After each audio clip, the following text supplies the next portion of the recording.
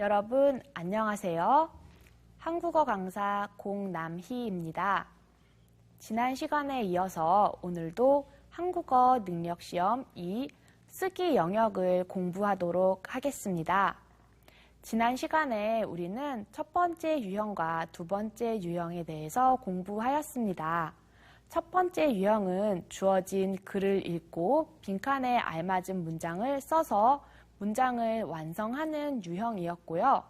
두 번째 유형은 주어진 자료들, 그래프나 표를 보고 여러분의 생각과 그 표를 설명하는 것을 한 단락으로 구성하는 문제였습니다.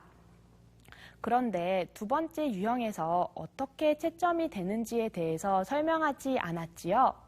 두 번째 유형과 세 번째 유형은 채점 기준이 거의 비슷하므로 한꺼번에 오늘 설명을 하도록 하겠습니다. 그럼 채점 기준을 먼저 살펴볼까요? 네, 채점 기준입니다. 먼저 내용 및 과제 수행에 대한 평가입니다.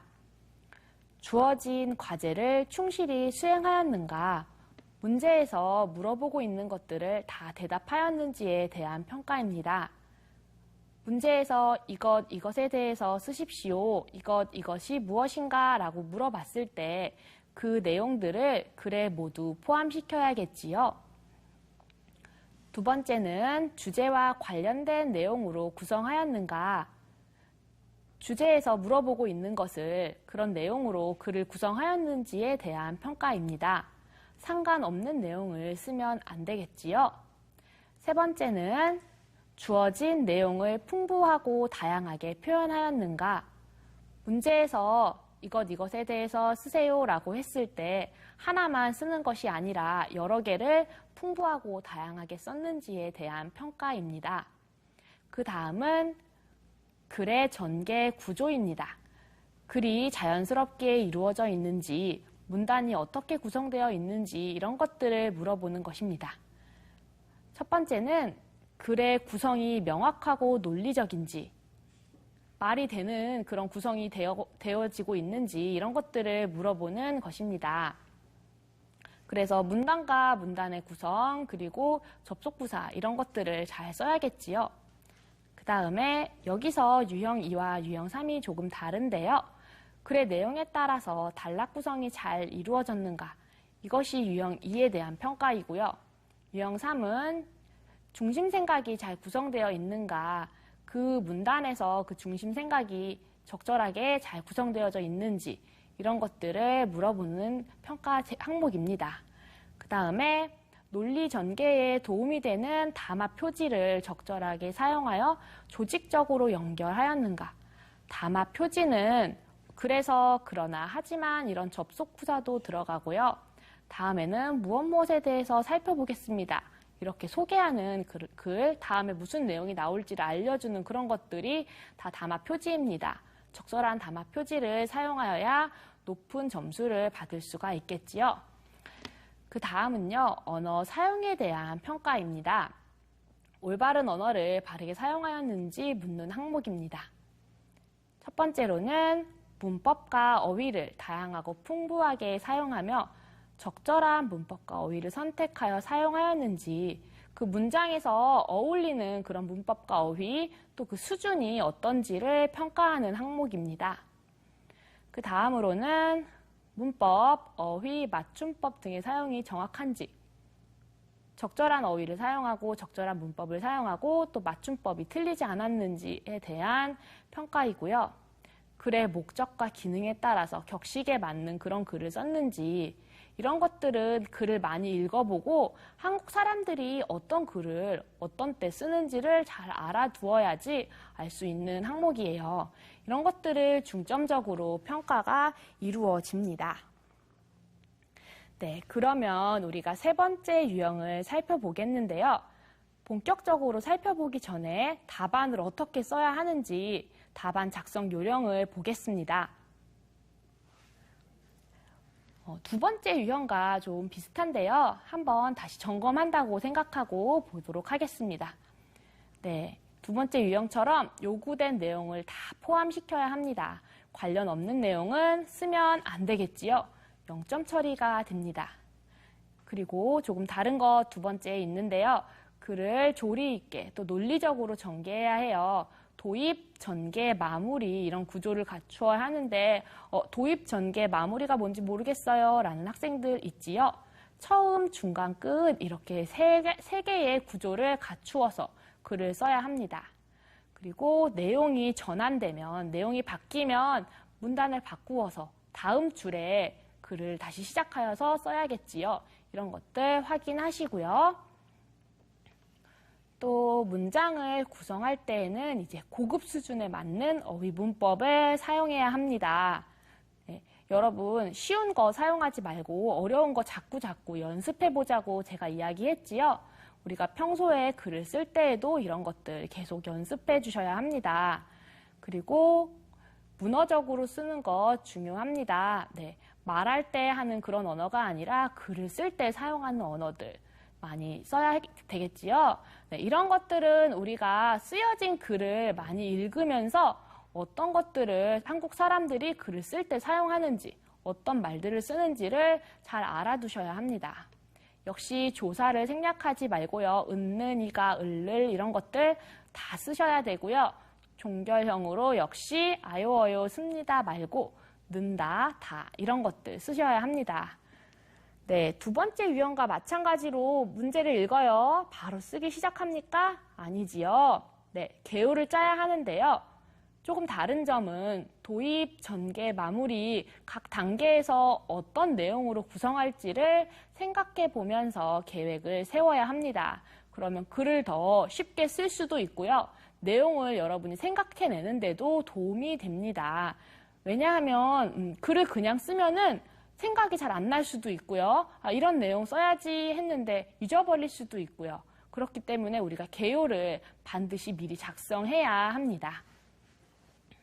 네, 우리가 글을 쓰기 전에 점검해야 할 상황들이 조금 많지요. 하지만 이런 것들을 잘 머릿속에 기억해 두고 있어야 좋은 글을 쓸 수 있고 그래야지 쓰기 영역에서 좋은 점수를 받을 수가 있습니다. 그럼 세 번째 유형의 문제를 한번 살펴보면서 본격적으로 이 세 번째 유형을 어떻게 풀어야 하는지 보도록 하겠습니다. 27쪽에 있는 문제입니다. 다음을 주제로 하여서 여러분의 생각을 이제 600자에서 700자로 쓰십시오. 글을 읽어볼까요? 한국 사회는 오디션 열풍이라고 불릴 정도로 오디션 프로그램이 많이 제작되고 있습니다. 네, 오디션 프로그램 우리 텔레비전에서 많이 볼 수가 있지요. 모든 방송사가 오디션 프로그램을 방송하고 있을 정도로 경쟁적으로 제작하고 있는데 프로그램 특성상 많은 사람에게 기회의 장이 되기도 하지만 과도한 경쟁을 부추긴다는 찬반의 의견이 많은 가운데 자신의 입장을 정해 아래의 내용을 중심으로 논리적으로 주장하는 글을 쓰십시오. 네, 오디션 프로그램의 특성이 글에 나와 있어요. 많은 사람에게 기회를 준다 이런 좋은 점 있지요. 하지만 나쁜 점, 단점은 과도한 경쟁을 부추긴다. 경쟁을 너무 많이 하게 만든다. 이런 의견들이 있어요. 이런 의견들이 있는데 여러분의 생각은 무엇인지를 글로 써야 합니다. 문제에서 주어진 것들을 살펴볼게요. 오디션 프로그램 열풍에 대해서 어떻게 생각하는지 여러분 어떻게 생각하세요? 장단점이 모두 있겠지요. 앞에 글에서 나와 있던 내용을 가지고 와서 써도 괜찮습니다. 앞에 어떤 사람들의 생각이 있다고 했어요? 기회를 많이 준다. 하지만 너무 경쟁을 부추긴다. 그런 것들 거기다가 여러분의 생각도 추가할 수 있겠지요. 오디션 프로그램에 나오면 어떻게 해요? 모든 사람들이 그 출연자에 대해서 알게 되지요. 사생활에 대한 그런 문제가 좀 있지 않을까 이런 것들도 쓸 수 있을 것 같아요. 그 다음에 그렇게 생각한 이유는 무엇입니까? 어떻게 생각했는지 쓰고 왜 그렇게 생각했는지 기회를 다 줄 수 있어요. 왜? 모든 사람들이 아무나 남녀노소 가리지 않고 다 나올 수 있으니까. 그리고 경쟁을 부추겨요. 왜? 1등이 중요해 이런 식으로 이야기를 하니까. 그리고 사생활 왜 침해가 되죠? 모든 사람들이, 모든 국민들이 그 출연자에 대해서 알 수 있으니까 이런 이유들 쓸 수 있을 것 같아요. 그러면 올바른 오디션 프로그램 정착을 위해서 어떻게 할 수 있을까요? 네, 이런 것들, 공정한 평가 시스템을 도입한다거나 또는 너무 경쟁적인 분위기 그런 것들 없앤다거나 이런 일을 통해서 이제 오디션 프로그램이 잘 정착될 수 있겠지요. 그러면 개요를 먼저 구성을 해 볼게요. 개요를 이제 도입, 전개, 마무리로 나누어서 구성을 해 볼 텐데요. 도입에는 오디션 프로그램이 무엇인지, 어떻게 이루어지고 있는지에 대해서 설명을 하면 될 것 같고요. 그리고 전개에서는 오디션 프로그램에 대한 생각과 이유들, 많은 사람에게 기회를 제공한다, 이런 것들, 또 이제 사생활 노출의 피해, 그런 것들이 있다, 이런 것들 쓸 수 있을 것 같아요. 그 다음에 이제 정착을 위해서 해야 할 일, 이것들이 여러분의 머릿속에서 나와야 하는 그런 내용입니다. 공정한 평가 시스템 도입하고요. 또 사생활을 좀 보호할 수 있게 하고요. 또 경쟁을 너무 많이 하는 그런 분위기 없애고 그런 분위기를 조정하면 되겠죠. 마무리로는 이제 앞으로 이런 것들을 통해서 이제 오디션 프로그램이 바르게 정착될 수 있을 것 같다. 이렇게 마무리를 하면 되겠습니다. 그러면 우리가 개요를 쓴 것을 바탕으로 글을 어떻게 써야 할지 볼 텐데요. 여러분 시험장에 가서는 그 시험지 빈 곳에다가 이렇게 개요를 딱 써놓으세요. 그 다음에 그 개요를 하나하나 보면서 글을 쓰시면 됩니다. 문제에서 물어보고 있는 내용과 개요를 잘 비교하면서 개요를 쓰시고요. 그 개요랑 글을 또 비교하면서 그렇게 쓰시면 됩니다. 그럼 모범 답안을 통해서 어떻게 글을 써야 할지를 보도록 하겠습니다. 네, 먼저 우리가 오디션 프로그램을 소개하기로 했어요. 소개를 해볼게요. 오디션 프로그램이 무엇인지. 오디션 프로그램은 사람들이 연예인의 꿈을 이루는 과정을 보여주며 경쟁을 통해 시청자들에게 재미를 주고 있다. 그렇죠? 네. 그리고 여기서 1등을 한 사람은 데뷔하게 되는데 실제로 음악 프로그램을 보다 보면 오디션 프로그램 출신 가수들을 쉽게 볼 수 있다. 그래서 오디션 프로그램이 무엇인지 지금 어떻게 진행이 되고 있는지에 대해서 설명을 하고 있습니다. 그 다음은요. 전개에는 이제 오디션 프로그램에 대한 생각과 왜 그렇게 생각한지 그런 것들을 쓰기로 했지요. 그래서 오디션 프로그램은 많은 사람에게 꿈을 이룰 수 있는 기회를 제공하고 있다. 그다음 이유를 쓸게요. 나이, 외모, 직업에 상관없이 오디션에 응시할 수 있기 때문이다. 네. 내가 생각하기에 오디션 프로그램의 좋은 점을 썼어요. 근데 좀 부정적인 점, 단점을 한번 쓸 텐데요. 그래서 그러나라는 접속 부사를 사용해서 연결을 해주도록 하겠습니다. 그러나 방송 특성상 프로그램에 참가한 개인의 정보가 대중들에게 알려져 사생활 노출의 피해도 심각하다. 왜 사생활 노출의 피해가 심각해요? 개인정보가 대중들에게 알려지기 때문에. 생각과 이유가 다 나와 있지요. 또 다른 문제는 경쟁 위주의 프로그램은 1등이 아니면 실패자로 낙인 찍히는 상황을 만든다는 것이다. 네, 실패자로 낙인 찍힌다. 이런 거 조금 어려운 말이지만 여러분 고급을 도전한다면 쓸 수 있는 표현입니다. 그 다음 볼게요. 전개의 두 번째 부분은 우리가 오디션 프로그램의 바른 정착을 위해서 해야 할 일에 대해서 쓰기로 했어요. 평가 시스템이나 사생활 침해를 하지 말고 또 이제 경쟁 위주의 분위기 조정하는 것 이야기했지요. 그렇게 보겠습니다. 프로그램 자체가 꿈을 이룰 수 있는 기회의 장이 되고 공정한 경쟁이 보장된다면 참가자들에게 더할 나위 없는 소중한 경험이 될 수 있다. 하지만 프로그램의 의도가 시청률을 끌어올리기 위한 재미에만 치중되어 있다면 큰 문제가 될 수 있다. 이런 문제점을 먼저 언급을 해주고요. 그래서 앞으로 어떻게 해야 될지 쓰겠습니다. 참가자들의 실력을 정확하고 공정하게 평가할 수 있는 평가 시스템이 갖춰져야 하고 첫 번째 할 일 나왔어요. 두 번째는요. 이들의 사생활을 침해할 수 있는 정보는 사전에 차단해야 한다. 네, 두 번째 할 일 나왔고요. 그리고 시청자들은 경쟁에 너무 몰입해서 패배자와 승리자로 참가자를 구분하거나 방송에 비춰진 모습으로 참가자들을 단정지어서는 안 된다. 시청자들이 해야 할 일까지 제시를 하고 있지요. 이제 마무리입니다. 네, 앞으로 나아가야 할 방향 볼게요. 프로그램 기획자, 오디션 참가자, 시청자들 모두가 과한 경쟁 의식 속에서 탈피하고 프로그램 자체를 꿈을 실현시킬 수 있는 그런 기회의 장으로 여기는 태도가 필요하다. 기회의 장 이런 것도 조금 어려운 표현이지만 여러분 쓸 수 있어요. 네, 이렇게 글을 마무리할 수 있겠습니다. 네, 문제를 하나 풀어봤는데요. 어떠세요? 너무 긴 글을 써야 해서 부담스러운가요? 그런 생각을 하기보다는 여러분 평소에도 자꾸 주제에 대해서 글을 쓰도록 연습하는 태도가 중요해요. 그러면 다른 문제를 통해서 다시 한번 어떻게 글을 쓸지 생각해 보도록 하겠습니다. 네, 우리 책 252쪽에 있는 54번 문제입니다. 역시 다음을 주제로 하여서 여러분 생각을 쓰는 문제입니다. 제품을 보호하기 위해서 포장은 반드시 필요하다. 그렇죠? 하지만 필요 이상의 제품 포장은 문제가 되기도 한다. 제품 포장 문제에 대해 아래의 내용을 중심으로 자신의 생각을 쓰십시오. 포장이 너무 많이 된 그런 상품에 대해서 문제점을 제시하고 여러분의 생각을 쓰는 글인 것 같아요.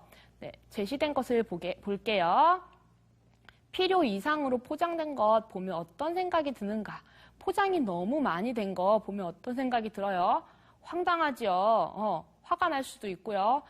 이것 때문에 비싼 가격을 주고 이 물건을 사야 되겠구나 이런 생각이 들 수도 있어요. 필요 이상으로 포장을 하면 어떤 문제들이 생기는가? 어떤 문제가 생길까요?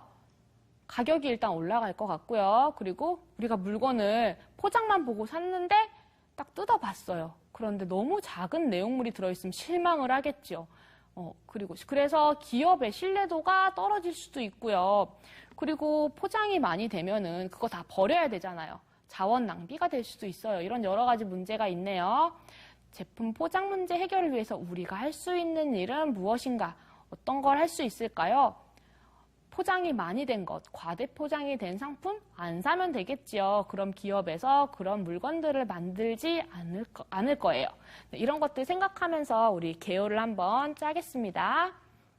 네, 도입, 전개, 마무리 이렇게 나눠서 볼 텐데요. 먼저 이제 포장이 무엇인지, 포장에 대해서 기본적인 설명 왜 하는지 이런 것들 쓸 수 있겠고요. 전개에서는 문제에서 제시된 내용들, 물어보는 내용들 써야 될 거예요. 그래서 과대 포장된 제품을 보면은 어떤 생각이 드는지 황당할 것 같고요. 이것 때문에 가격이 올라가겠구나, 가격 인상 요인이 되겠구나 이런 생각들 할 수 있을 거예요.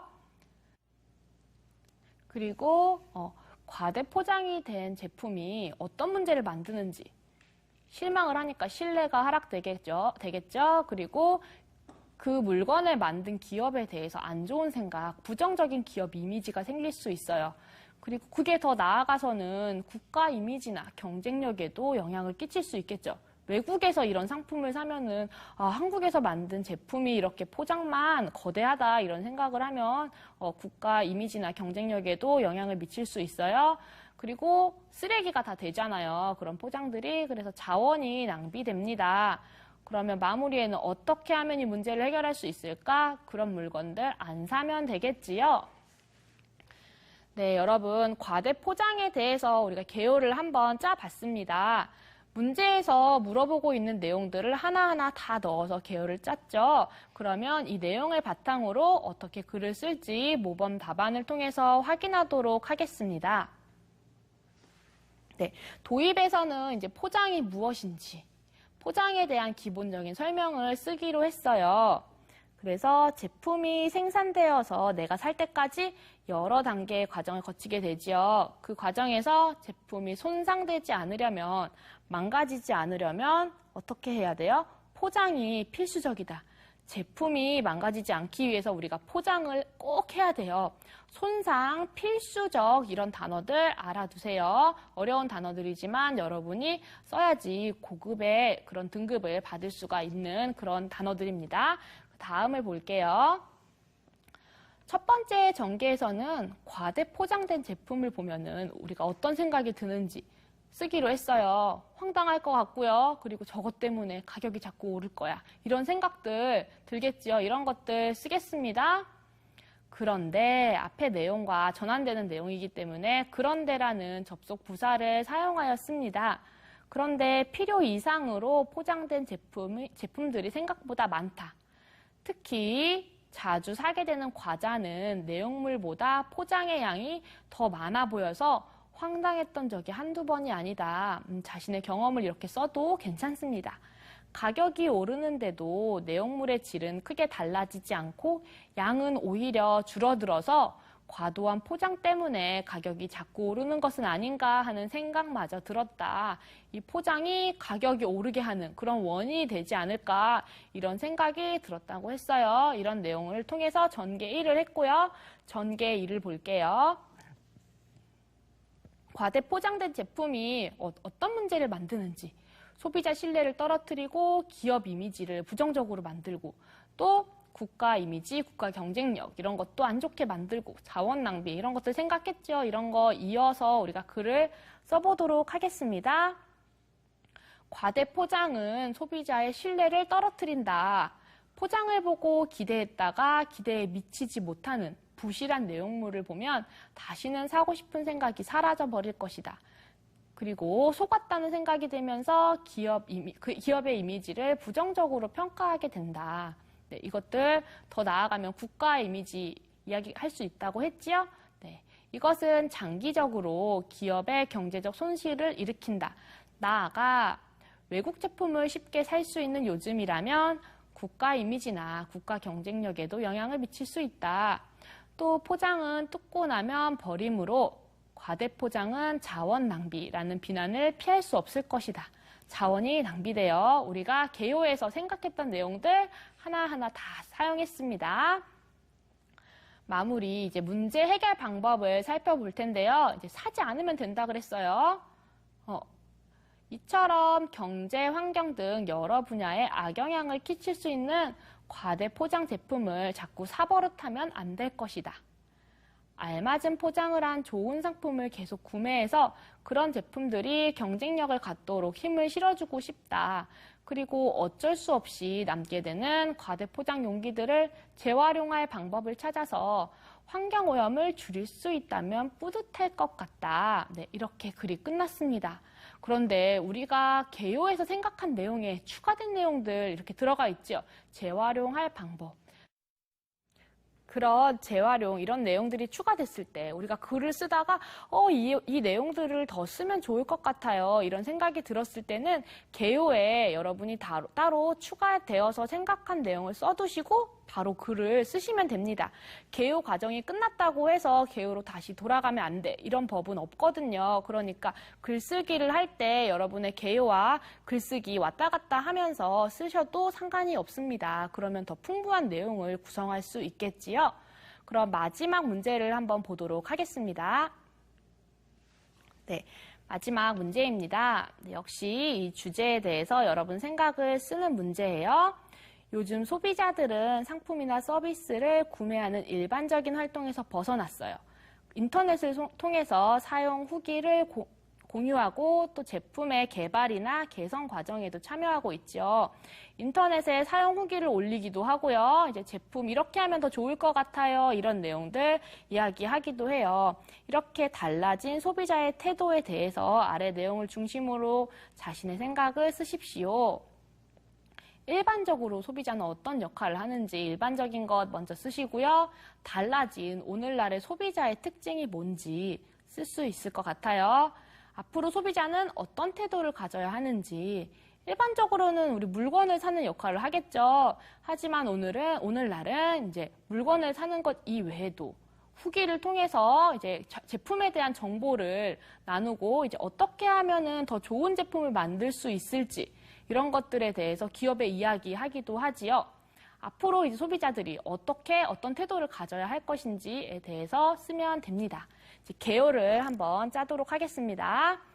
먼저 일반적인 소비자의 역할 쓸 수 있겠죠. 그 다음 오늘날 소비자의 역할들, 현대 소비자의 특징들 어떤 것들이 있었죠? 상품 개발 개선에 참여하고요. 사용 후기 쓰면서 어떤 점이 좋은지, 어떤 점이 나쁜지, 장단점들 이야기하기도 하지요. 그리고 소비자 단체를 결성을 해요. 소비자의 힘이 세지고 있지요. 그리고 기업들, 소비자의 힘이 세지기 때문에 소비자의 의견을 반영하는 그런 기업들이 생기게 됩니다. 앞으로도 계속 소비자의 역할은 커질 것이다. 이런 식으로 우리가 글을 마무리하면 되겠습니다. 글을 한번 볼게요. 먼저 소비자의 역할, 일반적인 소비자의 역할을 쓸 거예요. 기업이 상품이나 서비스를 개발해서 시장에 내놓으면 소비자는 그것에 비용을 지급하고 돈을 내고 구매 활동을 한다. 이것이 소비자의 일반적인 역할이다. 이것이 소비자의 역할, 처음에 우리가 계획했던 원래 소비자의 역할이었어요. 전개에서는 현대 소비자의 특징이 나오지요. 달라지기 때문에 내용이, 그러니까 그런데를 사용하겠습니다.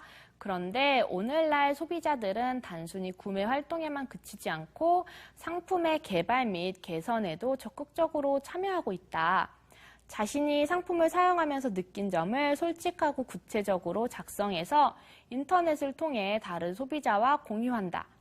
기업이 제시하는 상품 정보는 대개 구매로 이어지도록 장점에 치중됐지만 기업에서 이야기할 때는 좋은 점만 얘기하겠지요. 하지만 소비자의 사용 후기는 단점까지도 참고할 수 있어서 점점 많은 사람들이 후기를 찾아 읽고 있다. 신제품 사용을 즐기는 얼리 어답터들은 누구보다 발빠르게 신제품의 장단점, 좋은 점, 나쁜 점을 분석해서 알려준다. 사용 후기의 영향력이 강해지면서 보다 전문적이고 객관적인 소비자 단체가 생기기도 했다. 소비자 단체에 대한 이야기 우리 생각했어요. 자체적으로 상품을 실험하고 기업이 제공한 상품 정보가 과장되지는 않았는지, 좋은 점만 있지는 않은지, 또 가격이 적절한지 등을 검증해서 더욱 믿고 살 수 있도록 해주지요. 사정이 이렇다 보니 기업들도 사용 후기에 민감하게 반응을 하고요. 또 단점으로 지적된 사항을 신속하게 개선하려고 노력을 하지요. 그래서 이제 제품 개발 단계부터 소비자의 의견을 적극적으로 반영하고 있습니다. 마무리 볼게요. 그래서 앞으로도 이제 이런 소비자의 영향력이 계속 성장을 하겠습니다. 그래서 그런 영향력이 시장을 독점하고 있는 대기업뿐만 아니라 잠재력이 큰 중소기업에게도 이어질 수 있다면 이제 경제 발전에 이바지하는 바가 크겠지요. 네, 여러분 이제 마지막 유형까지 이렇게 보았습니다.